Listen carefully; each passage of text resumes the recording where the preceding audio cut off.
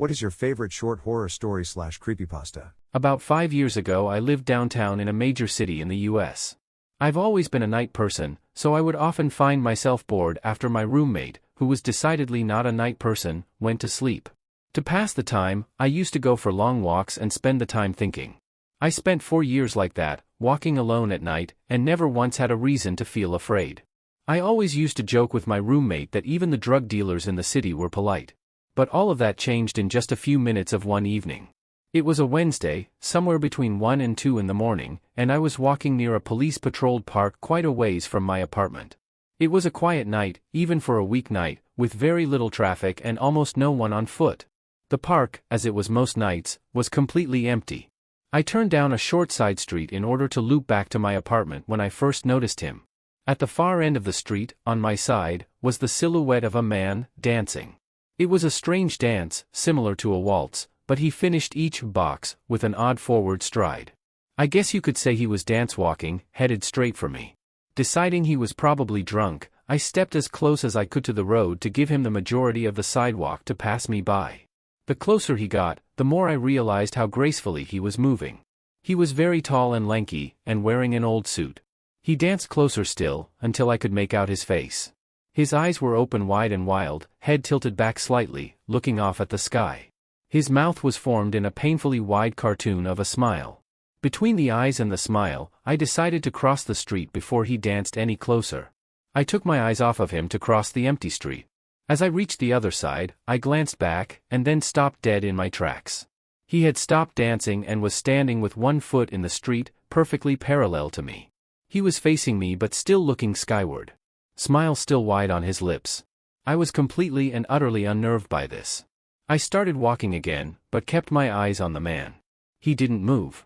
Once I had put about half a block between us, I turned away from him for a moment to watch the sidewalk in front of me.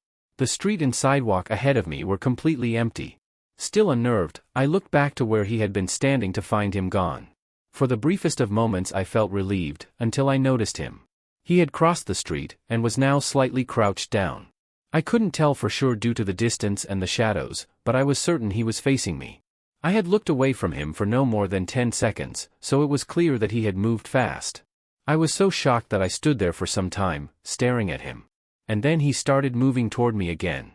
He took giant, exaggerated tip-toed steps, as if he were a cartoon character sneaking up on someone. Except he was moving very, very quickly. I'd like to say at this point I ran away or pulled out my pepper spray or my cell phone or anything at all, but I didn't. I just stood there, completely frozen as the smiling man crept toward me. And then he stopped again, about a car length away from me. Still smiling his smile, still looking to the sky. When I finally found my voice, I blurted out the first thing that came to mind. What I meant to ask was, "What the F do you want?" in an angry, commanding tone. What came out was a whimper, "What the F?" Regardless of whether or not humans can smell fear, they can certainly hear it.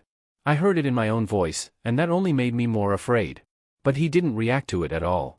He just stood there, smiling.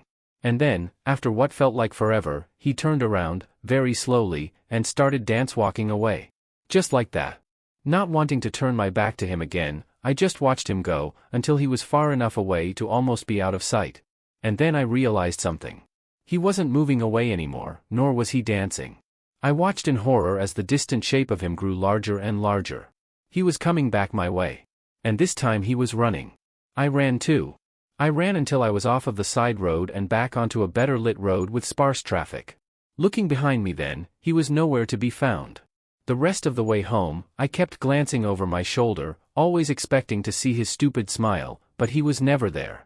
I lived in that city for 6 months after that night, and I never went out for another walk. There was something about his face that always haunted me. He didn't look drunk, he didn't look high. He looked completely and utterly insane. And that's a very, very scary thing to see.